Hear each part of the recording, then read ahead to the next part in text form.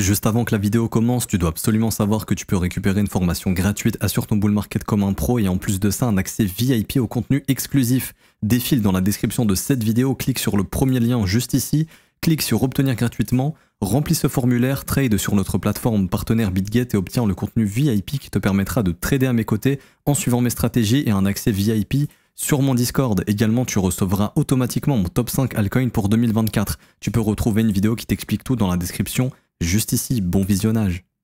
Bonjour à tous et j'espère que vous allez bien. On se retrouve pour le brief du mercredi 10 avril 2024. On se fera un point Bitcoin, Ethereum et vous avez choisi un commentaire qu'on analyse le Borg ensemble. Je remets du coup en jeu Matic contre BGB. C'est à vous de choisir en commentaire entre les deux pour l'analyse de demain. Et aussi n'hésitez pas à me proposer d'autres crypto-monnaies que je pourrais analyser prochainement. Alors, le Bitcoin qui est en train de retracer un petit peu. On a vu ensemble qu'on était bien venu chasser les stops au-dessus des 71 800 $. C'était une zone de liquidité intéressante justement pour y capturer des stop loss, aussi de liquidation de vendeurs, etc. Il est tout naturel qu'on ait un petit retracement. Maintenant, la question, c'est est-ce que ce retracement va être un petit peu plus profond? On peut voir qu'on a pris les imbalances qui étaient précédente en fait sur le breakout haussier. Donc en fait, il faut savoir que quand votre marché casse des imbalances haussières, c'est que potentiellement il a une faiblesse au niveau du momentum ou qu'il est prêt à retracer plus bas. Et du coup, ici, c'est ce qui s'est passé puisqu'on a réussi à prendre ces imbalances. On avait eu une belle mèche, mais bam, cassure. Donc le marché est parti faire quoi? Il est parti chercher la prochaine zone d'imbalance qui couvrait pas mal de stop loss puisque c'était cette zone de creux ici qu'on est venu récupérer et vous voyez que le marché est en train de mécher. Ça veut dire que là, on a de l'absorption ici sur les stops qui ont été récupérés sous ce creux. Et on avait vu ensemble, je ne sais pas si vous vous souvenez hier d'un point de vue order flow, qu'il y a beaucoup de gens qui ont ouvert beaucoup de positions ici. Donc des acheteurs et des vendeurs. On avait vu ensemble que si on perdait cette zone justement, on allait aller s'attaquer aux acheteurs puisque tous les acheteurs, eux, sont rentrés ici. Et là, on s'est attaqué à la première zone de stop qui est sous ce creux. Cette zone, on en avait parlé, pour ceux qui s'en souviennent. L'imbalance ici, qu'on peut bien voir avec justement tous les stops qui sont accumulés sous ces mèches. Et donc là, pour l'instant, cette zone est en train de tenir. Il faut absolument que cette zone soit maintenue, pour essayer de relancer un mouvement haussier, pour aller chercher justement les liquidations et cette fois-ci les stop loss au-dessus de la TH, parce qu'il y en a encore pas mal. Ça, on peut le voir ici. Il y a encore beaucoup de stop et de liquidations à les déclencher. Si on veut redéclencher tout de suite un mouvement haussier, bien évidemment. Maintenant, si cette zone ne tient pas, donc là, c'est-à-dire que la zone ici que vous voyez d'imbalance et de stop qu'on est en train de déclencher et on a des mèches, donc il y a de l'absorption, mais il n'y a pas encore de signal haussier maintenant. Si jamais cette zone ne tient pas, ici, on va aller liquider les acheteurs qui sont rentrés là en mode agressif. Hop. Et eux, pour aller les liquider, la prochaine zone, ce sera celle-ci. Donc là, ouais, il y a beaucoup de stocks qui sont en train de s'accumuler sous tous ces creux et on y a également de l'imbalance juste ici. Donc ce sera la zone des... Hop, ici, je vais vous montrer en horaire. Hop, ici, en horaire, c'est juste ici. Vous voyez, hop, la zone de stop sous les 67 300 et on a le gros morceau d'imbalance ici entre 66 800 et 67 300. Techniquement, ce serait une zone idéale, honnêtement, pour faire justement une continuation haussière. Pourquoi? Puisque ça correspond premièrement à la zone de rechargement du dernier creux. Donc là, je prends mon plus bas, mon plus haut, je localise mon mouvement et la zone de rechargement juste ici. J'y localise également les stops qu'on y a là. Hop, et donc si cette zone ne tient pas, moi je vois une zone très intéressante ici pour, encore une fois, protéger ce creux ici. Pour aller simplement, cette fois-ci, déclencher les stops de ce mouvement, développer une structure haussière pour aller faire un nouvel ATH. Je rappelle encore une fois qu'à mon avis, la structure du marché actuel est là pour créer cette grosse trendline qui apportera des tonnes de stops et de liquidations qui pourront être rachetés plus bas. Donc, dans l'optique, on pense bullish pour le moment. Pour moi, en fait, l'objectif, c'est d'aller péter la TH tant que le creux ici des 64 400 ne cède pas. Si le creux des 64 400 cède, à ce moment-là, je pense avoir le signal qui nous dira « Ok, on est prêt pour aller récupérer tout ce qu'il y a à récupérer sous 59 000 $. » Mais en tout cas, cette zone, c'est très probable qu'on y aille. Je l'ai expliqué dans la vidéo d'Order Flow, je l'ai expliqué aussi dans les briefs précédents. C'est pas de la magie ou autre, c'est pas juste un biais parce que j'aimerais que le Bitcoin baisse à 59 000. Honnêtement, je m'en fous. C'est juste ici, comme on a déjà parlé plein de fois, le fait qu'on ait des fundings super élevés depuis plusieurs semaines, même si là ça s'est calmé, on a quand même eu des fundings super élevés, on se doute qu'il y a des tonnes de stops et de liquidations sous le creux des 59 000 que le marché ira probablement chercher, puisque ça fait quand même depuis le 5 mars, donc ça fait depuis plus d'un mois que le Bitcoin consolide au-dessus de cette zone, et donc tous les acheteurs qui se positionnent dans une idée de swing trading, c'est-à-dire pour capturer le prochain mouvement haussier, sont tous en train de foutre leur stop loss et leur liquidation ici. Donc le marché a tout intérêt à aller récupérer tout ça avant de potentiellement faire un prochain mouvement haussier. Et ça, c'est un setup de continuation qui fonctionne super bien, que j'ai déjà expliqué quelques fois.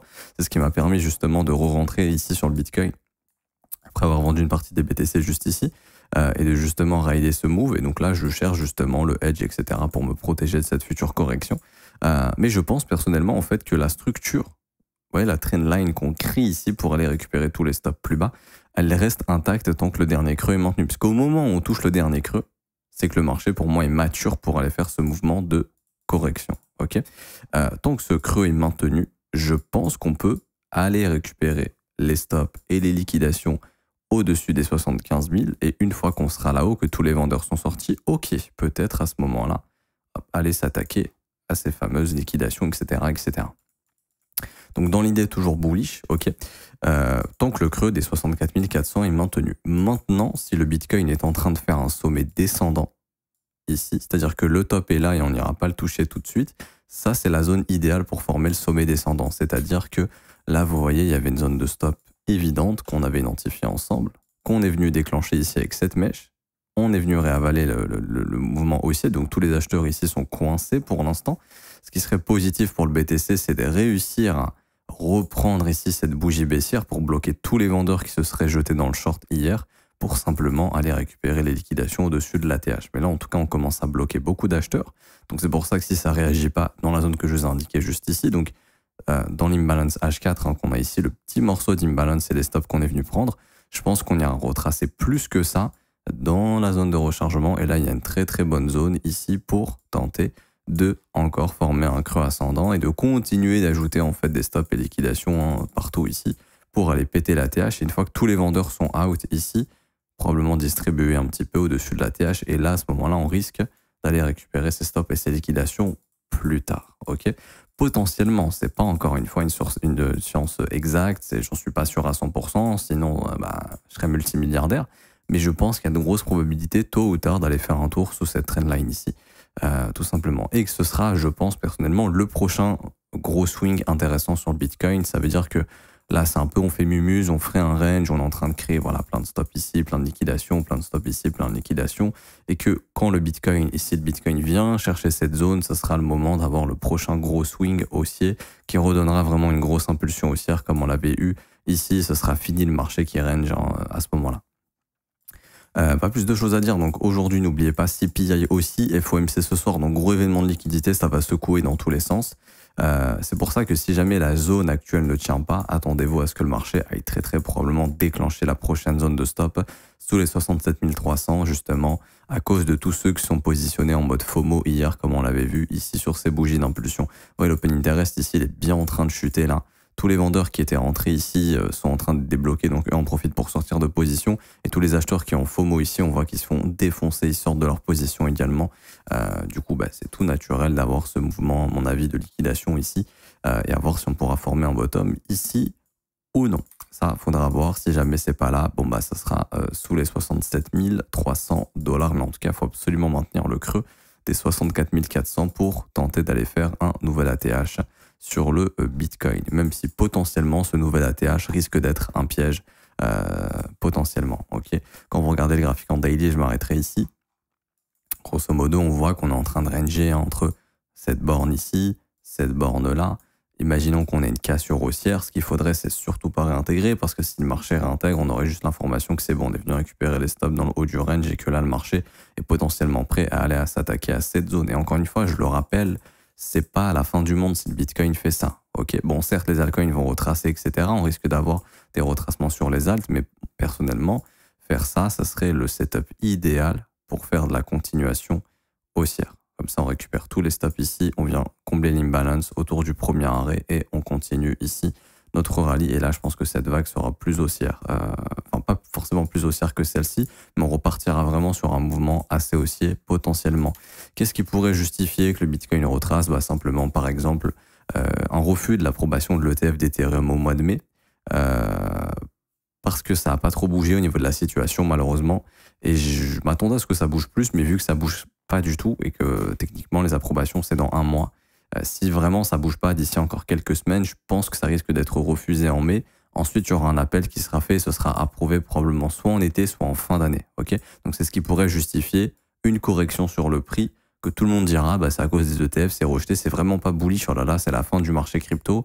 Et puis au final, pas du tout. Un bottom se posera et je pense qu'on aura une prochaine vague haussière et que là, les investisseurs priceront justement le fait qu'on aura un ETF sur Ethereum. Et qui dit ETF sur Ethereum, parce qu'encore une fois, il y a BlackRock derrière et pour moi, on refuserait un BlackRock. Hein. Et du coup, je pense que derrière, on aura les ETF d'Ethereum peut-être un peu plus tard. En fait, les investisseurs, tout naturellement, vont se positionner en amont de cette approbation d'ETF pendant que tous les gens auront paniqué avant. Et faut savoir que les ETF d'Ethereum, ça va attirer encore des capitaux dans le marché. Puisque Bitcoin, ça a attiré des dizaines de milliards de dollars. Ethereum, ça va aussi attirer, pas autant, peut-être autant, on ne sait pas, peut-être qu'il y aura une surprise, mais ça va attirer des milliards. Donc, ça va redonner un peu de lumière sur ce marché qui, à mon avis, je pense, pourra poursuivre son marché aussi, mais plus tard. Ok, je pense que là, on est à l'aube d'une pause. Peut-être cet été, il ne se passera pas grand-chose. Et puis, voilà, fin d'année, ça va se remettre à pas mal bouger, potentiellement. Pas plus de choses à dire sur Bitcoin. On peut aller sur Ethereum rapidement. Et Ether, on avait vu ensemble, pas si vous vous souvenez, mais je pense que oui. Vous vous rappelez ici, la zone de stop, pareil, bam, on est venu péter les stops ici. Et j'en ai parlé, mais il faut surtout pas, pour moi, retourner sous les 3400 $. Parce qu'encore une fois, on en a parlé hier, hein, on est venu récupérer les stops. Et derrière, c'est tout à fait normal d'avoir un mouvement de respiration. Mais si jamais le marché avale l'impulsion haussière ici, c'est pas du tout top pour Ethereum. Ok, il faut vraiment maintenir les 3400. Et on a vu ici en horaire, pour ceux qui se souviennent, ça correspond justement aux gros morceaux d'imbalance qu'on a ici, qui sont des bougies vectorielles. Donc là, en fait, c'est des bougies sur lesquelles on a eu beaucoup plus de volume que les bougies précédentes. Donc moi, l'indicateur, il le met en bleu. D'ailleurs, on me demande souvent, tonton, comment tu mets les imbalances, etc. On vous a mis un lien en commentaire épinglé. Pardon, c'est pas celui-ci. Le lien des indicateurs. Les indicateurs que j'utilise, vous allez sur ce site et vous aurez justement un essai pour utiliser les indicateurs, tout simplement. Vous pourrez les essayer. Donc ça, c'est en commentaire épinglé si ça vous intéresse. Et du coup, ici, on se retrouve avec un ETH qui, pour moi, vient tester des zones importantes et ces zones doivent absolument tenir. Parce que là, vous voyez, on a eu beaucoup plus de volume que les bougies précédentes. On sait ici qu'il y a de gros poissons qui ont créé cette impulsion haussière. Et du coup, cette impulsion, elle doit être parfaitement maintenue. Ok. On est venu aussi également récupérer les stops ici. Petite réjection, bam, cassure. Et donc, on va travailler l'imbalance. Pour moi, il ne faut surtout pas perdre ce mouvement d'imbalance ici parce que si on le perd, à ce moment-là, je pense que ça ramènera Ethereum dans la zone de rechargement du mouvement précédent. Ici, hop. Et je vois facilement une grosse zone de stop là sous tous les plus bas daily à 3308 $. Là, il y a une zone évidente à aller récupérer. Donc ça, je pense qu'on va y aller si le Bitcoin ne tient pas la zone que je vous ai montrée tout à l'heure. Et là, sur ETH, il y a une zone évidente sous les 3300 $. Et ça sera peut-être notre zone de bottom ici sur ETH pour poursuivre si le prix ne se relance pas ici. D'ailleurs, je donne un petit tip simple, mais quand il y a un marché qui vous fait des imbalances haussières et qu'on casse avec des imbalances baissières, ça devient une big résistance. Ok, il faut absolument qu'on recasse ça. Là, il y a de grosses probabilités que le marché pullback l'imbalance et fasse une continuation baissière. Parce que le fait d'avoir cassé une imbalance haussière en imbalance baissière, vous savez que ça devient une big résistance. Tous les acheteurs ici qui étaient très agressifs se sont fait défoncer par les vendeurs. Donc là, c'est des acheteurs qui sont rentrés ici, n'ont qu'une envie, c'est de sortir ici. Maintenant, si le marché regagne cette zone, là, il y a clairement moyen d'aller faire une bonne continuation haussière. Okay, mais tant qu'on ne regagne pas ça, attention à une éventuelle poursuite de correction pour aller chercher justement les stops sous les 3300 $. Et ça voudrait dire que le Bitcoin va chercher les 67 200 de mémoire. C'était bien la zone qu'on a vue, ouais, sous cette zone de stop juste ici. Donc, ouais, sous les 67 300 $. Donc ça, c'est vraiment si la zone actuelle sur Ethereum ne tient pas et si la zone actuelle ne tient pas sur Bitcoin. Si tout ça, ça tient, pas de problème, on continue de pousser pour aller chercher plus haut parce qu'il y a encore beaucoup de stops à aller chercher sur Ether, au moins aux 3813 $ à peu près. Et pour Bitcoin, bah bien sûr, lui, c'est au-dessus de son ATH. Mais si jamais la zone actuelle ne tient pas, attendez-vous à un retracement plus profond. Et je vois facilement que ce sera sous les 3300 pour ETH. Et ça sera la zone parfaite pour former encore une fois un creux ascendant ici. Pour, encore une fois, essayer ici de repartir au nord, tout simplement. Pas plus de choses à dire pour ETH, donc surveillez bien la zone actuelle et puis si jamais ça tient pas, on se donne rendez-vous dans les 3300 $ et là, ça sera le moment pour ETH de faire encore un creux ascendant parce que s'il le fait pas, et qui casse le creux des 3200, bon bah à ce moment-là, il y a de grandes chances qu'il aille aussi récupérer le creux des 3000 et se diriger vers les 2850 $. Donc là, ça serait beaucoup plus moche. Et ça voudrait dire que Bitcoin aussi est beaucoup plus moche. C'est que Bitcoin s'est attaqué au creux des 64 000. Et si Bitcoin s'est attaqué au creux des 64 000, vous savez que là, on est potentiellement chaud pour aller chercher sous les 59 000 dans la foulée. Pas instantanément, mais ça pourrait prendre plusieurs jours, plusieurs semaines. En tout cas, pour moi, ça confirmerait qu'on est en train de casser la trendline sur le Bitcoin et qu'on va chercher du coup sous les 59K les stops qui sont en train de s'y accumuler. Et du coup, pour finir, le Borg. Alors, ici, on a Borg. Donc, je vais aller sur ChartCoinTrader Pro. Ok, je vais pas sur TradingView parce que j'ai pas tout l'historique sur TradingView, malheureusement. Donc là, il faut aller sur ChartCoinTrader Pro. Donc là, je vais écrire Borg ici en espérant trouver le bon. Parce que c'est vrai qu'ils ont changé de nom, eux. Voilà, je me disais bien. Swissborg USD, CoinMarketCap. Ok, donc là, je vais avoir tout l'historique. Ok, super. Donc, Swissborg, on voit qu'on a eu une grosse phase d'accumulation qui a duré de 2018 jusqu'à 2020. Donc ça, c'était pendant tout le bear market. Ok, super. Ensuite, après les phases d'accumulation, je vous la prends dans la formation gratuite, hein, mais vous avez phase d'accumulation. Ok, donc moi, ce que j'appelle le cycle de transition, le cycle d'accumulation. Ensuite, vous avez le cycle haussier et ensuite, vous avez le cycle baissier et le marché fait que ça. Et donc là, on est encore dans le cycle de transition-accumulation. C'est-à-dire que ce cycle, il peut durer longtemps. Par exemple, au bear market précédent, ça a duré ici à peu près 1000 jours, voire le début de reprise de momentum, c'est au bout de 840 jours. Donc ça met du temps. Là, on voit qu'on consolide depuis à peu près 660 jours. Donc ça pourrait encore consolider pendant 200, 300, 400 jours, pendant peut-être un an de plus, mais c'est pas le moment de lâcher. Ok. C'est-à-dire que si vous êtes investi dans Borg, ici, l'objectif, ça va être de tout simplement garder votre investissement. Alors ça peut faire le yo-yo entre ces deux bornes, certes. C'est-à-dire que, grosso modo, là, entre cette mèche autour des 6 centimes et puis cette mèche ici autour des 30 centimes, ça va faire le yo-yo pendant encore quelques temps, tant que ça cassera pas. Faut rester solide ici.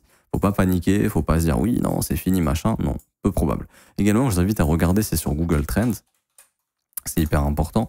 Mais en fait, il faut savoir que les tokens d'exchange comme ça, surtout Swissborg, on va mettre dans tous les pays. Pour l'instant, je sais pas si je peux mettre. Non. Alors, on va écrire ici Swissborg. Hop. On va pas mettre aux Émirats, on va mettre dans tous les pays. On va mettre sur les 5 dernières années. Hop. Ici, vous voyez, c'est faible. Et vous voyez que la tendance sur Swissborg se lance quand il y a beaucoup de recherches Swissborg sur Internet. Et ça aussi, c'est corrélé aux mots-clés crypto, Bitcoin, etc. Ici. Là, vous voyez, crypto, Bitcoin, on est en train de remonter légèrement, mais on n'est pas du tout dans les euphories qu'on avait eues en 2021. Et je pense qu'on cassera ces niveaux ici en 2021. C'est-à-dire qu'en fait, il y aura beaucoup plus de recherches sur Google. Ça veut dire quoi? Ça veut dire que tout simplement, ici, Swissborg, en fait, c'est pour que le token pump, il faut qu'il y ait des utilisateurs, de nouveaux utilisateurs sur la plateforme, qu'il y ait beaucoup d'argent qui rentre sur la plateforme pour que les gens achètent le token, ok? Et que ça mette en lumière la plateforme et qu'en fait, tout simplement, ça fasse monter le prix du token. Mais là, actuellement, on voit que, comme je vous ai montré, déjà, les mots-clés crypto, Bitcoin, c'est pas encore la folie. C'est en train de se reprendre un petit peu, mais c'est pas la folie. Et surtout, au niveau de Swissborg, vous voyez, bah, les gens sont pas encore hyper intéressés de s'inscrire sur Swissborg, etc. Donc, tant qu'il n'y aura pas une nouvelle hype comme ça, vous voyez, ça a commencé en décembre 2020, ça s'est fini en février 2021. Si vous regardez le prix ici, décembre 2020, vous voyez, on a commencé à accélérer et on a topé vers mars 2021. Parce que là, on a eu beaucoup de gens qui se sont inscrits sur Swissborg parce qu'ils ont voulu acheter des crypto-monnaies. Du coup, tout naturellement, bah, ils ont aussi potentiellement acheté du Borg. Là, on voit que c'est pas encore le cas. Donc, il y a eu un petit... D'ailleurs, je sais pas si on peut faire ça sur ChartCoinTrader Pro. Malheureusement, sur TradingView, c'est OK, mais ici, je sais pas. Non, malheureusement, on peut pas le faire. On peut pas le faire ici. Mais vous voyez, là, on a commencé à réaugmenter à partir d'à peu près février 2024. Et vous voyez que tout naturellement, février 2024, on a eu un petit rebond ici. Mais tant qu'on ne sera pas dans vraiment une reprise d'intérêt pour Swissborg, à mon avis, le token ne bougera pas trop. Et en fait, ça va se créer par le gros bull run et la grosse bulle qu'on aura sur le marché crypto quand tout le monde va se réintéresser au marché et qu'on aura plein de nouveaux entrants. Par exemple, moi, je le vois sur ma chaîne YouTube, mais c'est plutôt les anciens du bull run précédent qui s'intéressent au marché crypto que de nouvelles personnes. Il y a très peu encore de nouvelles personnes. C'est vraiment les anciens qui avaient lâché qui reviennent s'intéresser. Donc, ça, c'est pas suffisant, je pense, pour redéclencher justement une phase haussière. C'est pour ça qu'on va rester dans la phase d'accumulation tant qu'on n'aura pas justement une grosse phase de bull run, etc., etc. Donc, il faut être patient tout simplement pour déclencher une prochaine phase haussière. Maintenant, si le prix arrive à s'installer durablement au-dessus des 30 centimes, là, je pense qu'on aura un signal intéressant pour avoir la reprise haussière. Après, à voir jusqu'où ça pourra pumper. Est-ce que ça pourra faire un nouvel ATH ou est-ce que ça va retracer que le précédent mouvement? Déjà, si ça retrace que le précédent mouvement, je vous donne les objectifs que vous devez surveiller ici. Hop. Alors, on va avoir bien sûr 38,2, le premier arrêt aux environs des 64 centimes. Ok. On va avoir également, je vais voir si on n'a pas laissé traîner des gros zones d'imbalance, etc. Ouais, j'en vois quelques-unes ici. Bon, ça va se faire combler direct, donc c'est très proche du prix dans les 40 centimes, quelque chose comme ça. Et ensuite, non, on n'a pas grand-chose ici, tout a été comblé, je vois pas vraiment de grosses zones. Ok. Donc le premier arrêt, 63 centimes, la zone de rechargement de short entre 96 centimes et 1,22 $. Et puis si jamais on arrive à aller déclencher un nouvel ATH, à ce moment-là, on peut avoir une zone d'extension entre 2,50 $ et 3 $. Et donc là, ce serait un très bon objectif. Mais quand vous voyez les graphiques comme ça, on voit qu'on est de nouveau dans une phase de réaccumulation, qu'il faut être patient et que quand ça va se mettre à casser, comme ça a été le cas ici, vous voyez, première cassure, deuxième cassure, accélération. Ici, voilà, potentiellement, quelque chose comme ça serait super pour en fait relancer quelque chose d'haussier sur Borg. Donc là en fait c'est que de la patience. Maintenant c'est dommage, je sais si vous êtes exclusivement sur Borg parce que vous ratez en fait une partie du bull run qu'on a déjà eu. Mais voilà, faut être patient, faut accepter qu'il y ait d'autres opportunités ailleurs et que vous êtes dans un autre train et que ce train n'est pas encore prêt à partir ou en tout cas il n'a pas encore confirmé. Et voilà, maintenant c'est juste un jeu de patience. Mais en tout cas si vous vendez ici, vous vendez aux gros qui accumulent et qui essaieront de vous redistribuer ça plus haut, donc va falloir être patient. Rappelez-vous, on avait vu le volume profile, je ne sais pas s'il y est. Non, malheureusement, on l'a pas sur Chaincoin Trader Pro, mais là, je le vois à vue d'œil, que la zone d'accumulation, clairement, elle est aux environs des 17-20 centimes de dollars. Donc ouais, va falloir être patient ici. Donc je m'arrête ici pour aujourd'hui, j'espère que ça vous aura plu. Si c'est le cas, n'hésitez pas à laisser un petit pouce bleu, vous abonner si ce n'est pas déjà fait. Également, je vous rappelle, vous avez une formation gratuite en commentaire épinglé, donc vous allez dans les commentaires de cette vidéo, vous verrez, c'est mon premier commentaire. Vous cliquez sur ce lien, obtient ta formation et accède au VIP gratuitement. Vous cliquez sur ce lien, il y a un petit formulaire à remplir, ça vous prend 2 minutes, c'est 100% gratuit, il n'y a absolument rien à payer. Et vous aurez la formation gratuite dans votre boîte mail. Si vous voulez avoir accès au VIP, donc le VIP, c'est des market reviews quasiment quotidiennes. On va lancer bientôt de nouvelles choses, ça arrive très très bientôt, je vous tiens au courant. Également, vous avez des vidéos exclusives, des assets qu'on surveille. Également, vous avez un accès au Discord. Là, on est en train de vous faire un début de formation également sur le Discord avec vraiment des setups, des concepts qu'on utilise et il y a des vidéos qui ont été faites dessus. Donc, n'hésitez pas à checker tout ça. C'est 100% gratuit. Ok, donc là, il y a tout ça sur le Discord. J'avais oublié de retirer le lien. Tout simplement, il n'y a rien à payer. Il y a une vidéo qui vous explique tout. C'est le deuxième lien en commentaire épinglé. Rejoindre le VIP gratuitement. Et pour ceux qui veulent rejoindre l'école et se former à mes côtés, c'est en revanche un abonnement qui est payant. Ça commence à partir de 49 € par mois. C'est sans engagement. Vous pouvez annuler le renouvellement quand vous le souhaitez. Vous avez, en plus de ça, accès à une formation de 19 heures qui vous est offerte quand vous rejoignez l'école. On apprend tout sur l'analyse technique, l'order flow, l'analyse fondamentale, psychologie des marchés, créer son propre plan, savoir acheter, vendre au bon moment, etc., etc. Et en plus de ça, il y a des briefs quotidiens tous les jours dans lesquels je vous montre des concepts, je réponds à vos questions, on voit des cryptos intéressantes sur lesquelles se positionner, on parle de gestion du risque, etc., etc. Vous pouvez nous rejoindre, c'est le 4e lien en commentaire épinglé, rejoindre l'école, école.letronfzto.com et vous pourrez prendre votre abonnement. Il y a également des réductions sur les offres 3, 6 et 12 mois. On a actuellement 36% de réduction sur l'offre annuelle, donc n'hésitez pas à en profiter. Je m'arrête ici, je vous souhaite une bonne journée, on se retrouve donc demain. Ciao, ciao.